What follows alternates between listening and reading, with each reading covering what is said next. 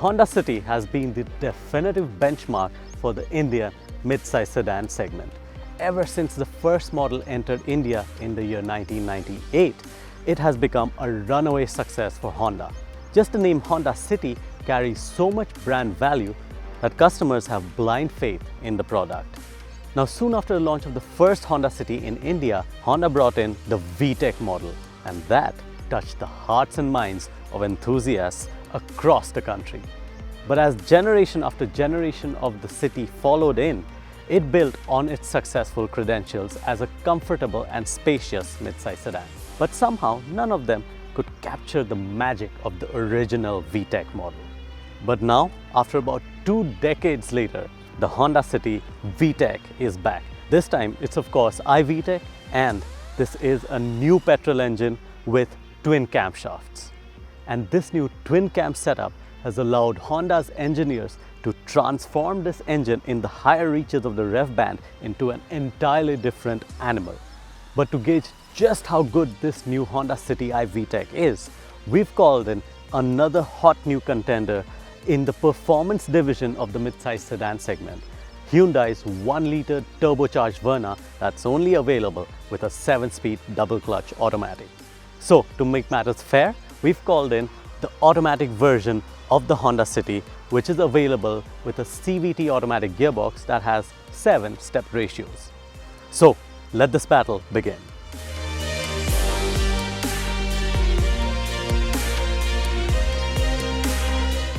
Now, on the face of it, the spirited nature of the Honda City's new petrol engine isn't really visible in its exterior design. Honda stuck to a more sedate design philosophy for the new City, considering that it attracts buyers from across the board when it comes to the age gap. For the City's customer base stretches from the young to the mature audience.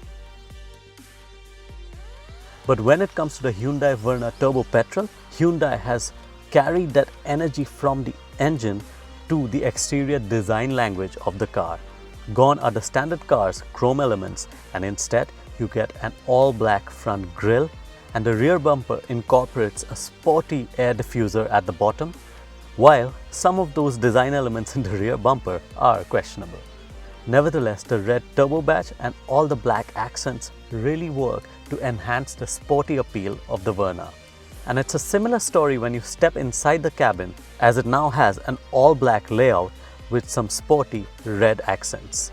Now, while all of the red stitching on the seats, gear lever, steering wheel and the red accents on the air vents look great, I think the all-black cabin also helps lend a very sporty appeal to this car's interior. Hyundai has even gone the BMW way and slightly tilted the center console towards the driver to give this car a more driver-centric feel inside the cabin. And while that's all well and good and all of the quality levels in typical Hyundai fashion are great, what I have to say is that the cabin here feels a little tight. In comparison to mid-size sedans today, I have to say that the Verna's cabin is a little bit tight on space. So while as a driver you may or may not prefer it, it's a given that passengers would have liked a little more room inside the cabin of the Verna. Otherwise, I really don't have anything to complain about. This car has ventilated front seats, it has a wireless mobile phone charging system, so it has a lot of equipment in terms of connected car technologies also. And similarly, the City too has connected car tech that also has a sunroof. The City has Alexa and a blind spot assist camera for the far side of the rear view mirror. But here in the Verna, instead of Alexa, you get your wireless mobile phone charger and ventilated seats. So it's a bit of give and take between these two cars here. Right, so while the front of the cabin definitely looks sporty and the silver finished paddle shifters for the gearbox look great too, it's now time to step into the rear seat of the Verna and see just how much space it has to offer. Now, straight away, as soon as you get into the rear seat of the Verna, you realize that it feels cramped, and that's because it is. In fact, in comparison to the City's cabin, there's considerably less leg room over here. What helps though is that the seat squab is really long and it's angled up just perfectly, so you always have enough under thigh support. Although I have to say that taller occupants will struggle to find more leg room here, because I'm 5'8" and I just about enough leg room, and for longer journeys I would really like to be able to stretch my legs a little more over here. So while the seat bench and the backrest offer a very decent amount of comfort, you're really left short of leg room here. And in fact, because the cabin is all black and there is less leg room here, you feel a little bit tight in terms of cabin space in here. Now, stepping out of the Verna and into the city, you instantly realize that this car was set up for comfort and a premium appeal. You get some nice beige leather upholstery, you get some forward insert in there. In fact, the whole dash is very slim in typical new Honda design style with its man maximum and machine minimum policy. So you get a lot of room here because of the way the dash has been carved out as well. You get a better sense of space. Not just that, Honda's also removed the flowing center console here and instead incorporated a nice cubby hole here to keep your phone, wallet, etc. Now, in terms of quality and fit and finish, well, I have to say that all of the switch gear on the dashboard when it comes to the HVAC controls and the steering controls, it really feels a generation ahead. It feels new and it feels fairly premium. But things start to go downhill when you look at the switch gear for the electric rear view mirror adjustment. That's all from the days of the Honda Brio, and in fact the instrument cluster also reminds me of the Honda Amaze. It looks fairly basic despite a digital tachometer in there which even has a G meter apart from other readings that it can show on there.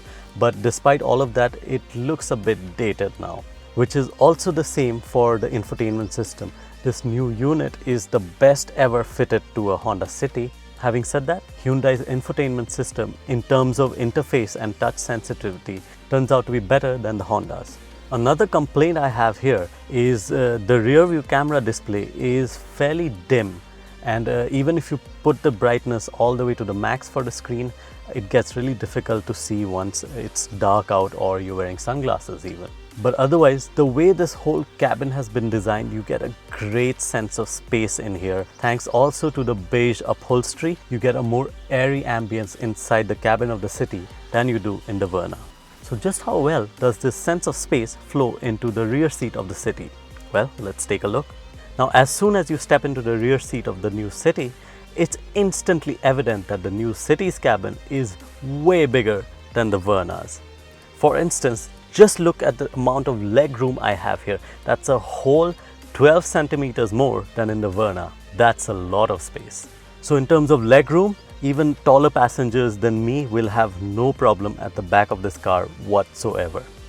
My only complaint is that the firewall is pretty steeply angled for the front passenger, which consequently results in them pushing the front seat further backwards, which then makes enough leg room for the front seat passenger. So this does impact rear seat legroom just a little bit because you can't tuck your feet away as comfortably as you can behind the driver's seat. Now, when it comes to the rear seat itself, well, the bench is nice and long. It isn't as highly angled upwards, which makes you feel that you don't have enough under thigh support. But in fact, it just has the right amount of under thigh support, but perhaps just a little bit more would have been nicer. Otherwise, just because of the beige upholstery and the front seats being further away from you and the larger windows as well, leads you to feel that you have so much more in-cabin space in this. So if you're going to be doing a lot of long distance journeys in the rear seat of your car, it's worth considering the Honda City over the Verna simply because of the amount of space and airiness that this cabin offers.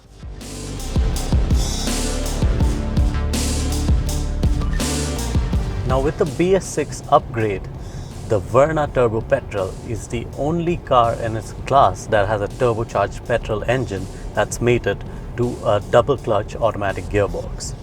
And as I mentioned, Hyundai has ensured that people notice the special engine under the bonnet with the different styling elements and that turbo badge. So, can the Verna put its money where its mouth is? Well, in short, as soon as you set off, the Verna, it feels very smooth to drive right from the get-go, and the powertrain is very quiet as well.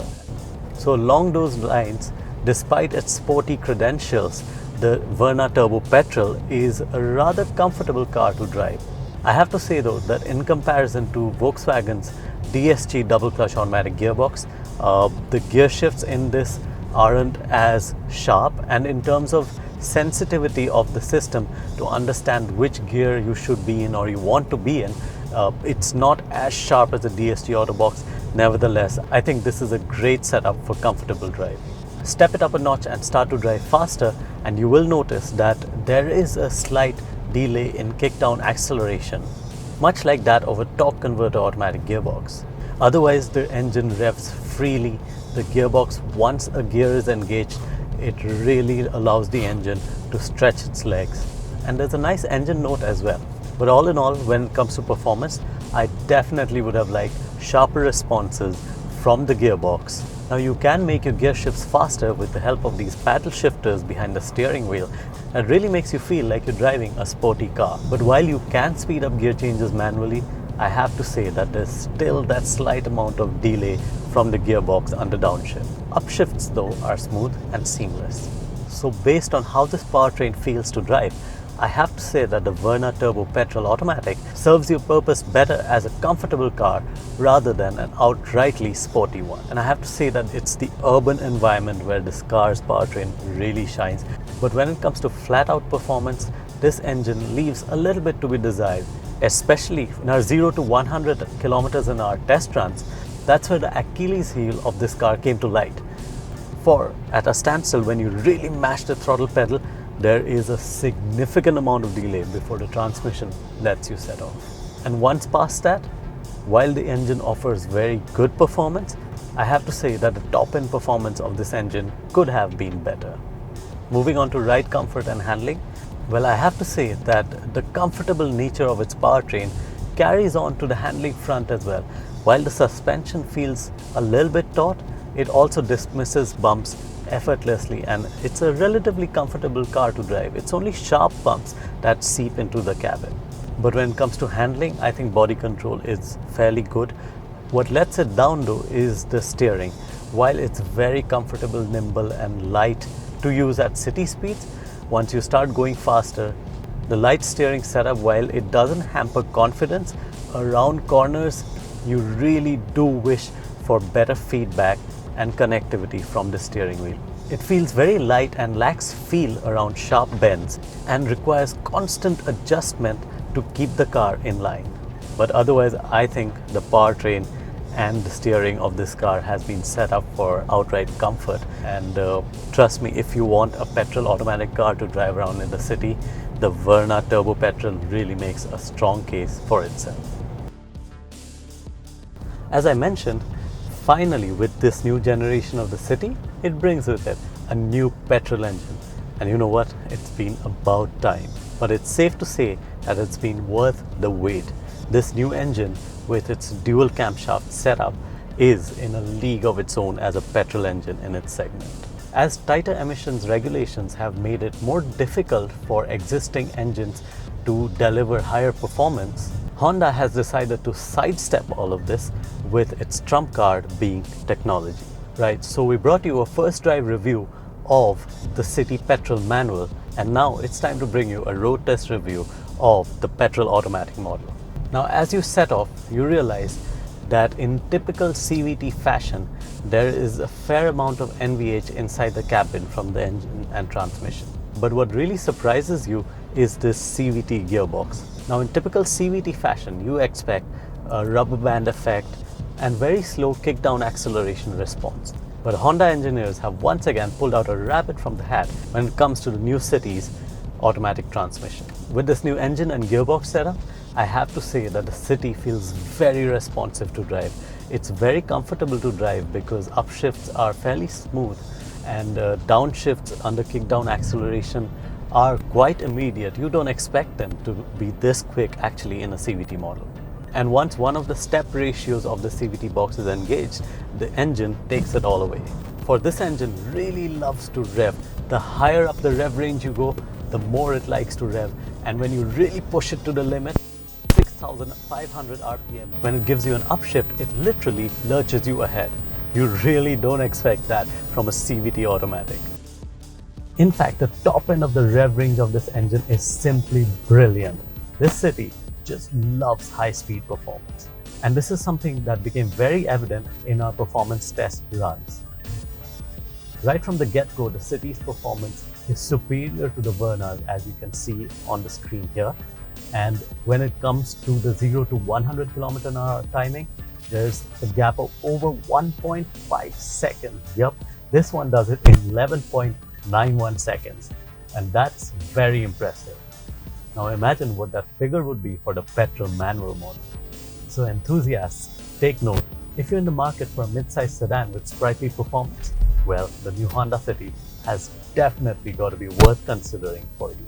But you have to remember that the City has always been set up for comfort. That is the core target audience of this car. In fact, the target audience of this car is so broad, from young buyers to more mature adults, that the City really has its work cut out in satisfying all of these customers. Which is why Honda has set up the suspension setup of this car for comfort. Like the Verna, ride quality is actually pretty much similar to the Verna. It's just that sharper bumps are dismissed more comfortably by the City's suspension. And in fact, when it comes to suspension rebound as well, the City offers a more comfortable ride. Now this comfortable setup of course leads to a little bit of body roll around corners, just a little bit more than the Verna's, but where the City wins once again is in terms of the steering. While the steering setup doesn't really ooze feedback, what it does is provide a very direct experience when you're cornering flat and you're cornering hard. So you never have to second guess. You put in one input and you know exactly where the car is going to go. So there's none of that constant adjustment required in here. So to sum it up, the City can be a very comfortable cruiser in the city, while at the same time delivering a fair amount of thrill out on highways as well. The City then balances comfort and performance brilliantly.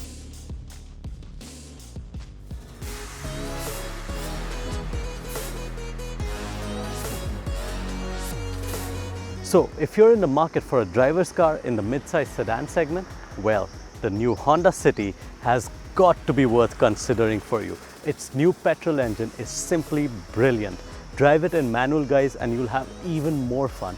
But even in this automatic spec with a humble Cvt gearbox, the way Honda engineers have worked this engine and gearbox combination with its step ratios allows this powertrain to give you a very good automatic car experience, while at the same time not really compromising that much in performance. So despite the Verna's turbo badging, its 1-liter turbo petrol engine and the 7-speed double clutch gearbox, I'm sorry to say, but it really doesn't come close to the Honda City's performance standards.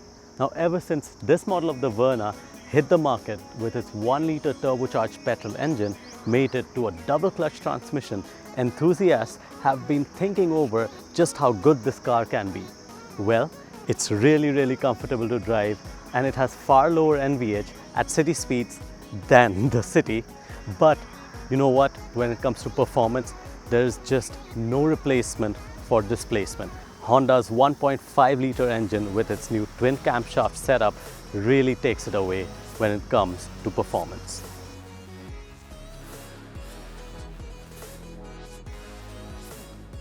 But not just that, when you consider both of these cars as mid-size sedans, you're also looking for comfort and practicality. And that's where the Honda steps ahead once more with its far larger cabin, which really makes you feel that you're in a far larger environment. Nevertheless, as a well-rounded mid-size sedan, well, the new Honda City is once again here to reclaim its crown.